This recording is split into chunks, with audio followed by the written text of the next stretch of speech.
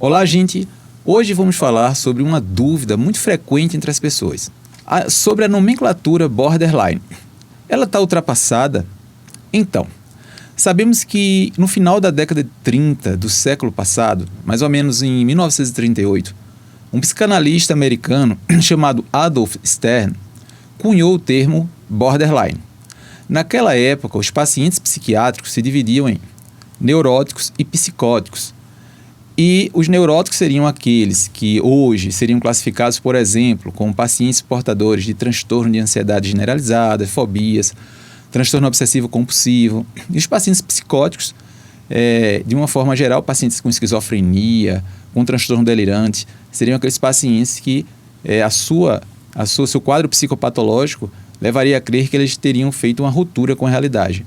E borderline é um termo que vai dizer mais ou menos respeito a limítrofe. Então, seriam pacientes que estariam no limite, pacientes mais graves do que os pacientes ansiosos, de uma forma geral, e pacientes menos graves do que os com transtornos psicóticos.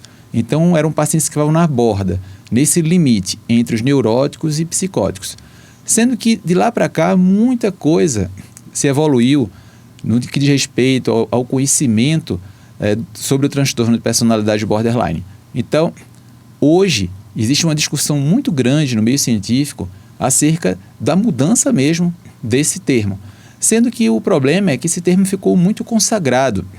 E quando hoje a gente fala do paciente com TPB, com transtorno de personalidade borderline, ninguém vai imaginar um paciente mais nesse limite entre o neurótico e o psicótico. As pessoas já entendem que é alguém que tem uma desregulação emocional muito acentuada, uma sensibilidade maior, uma instabilidade comportamental, cognitiva. Então, não mais, de forma geral, as pessoas vão entender que o borderline diz respeito a essa ideia original.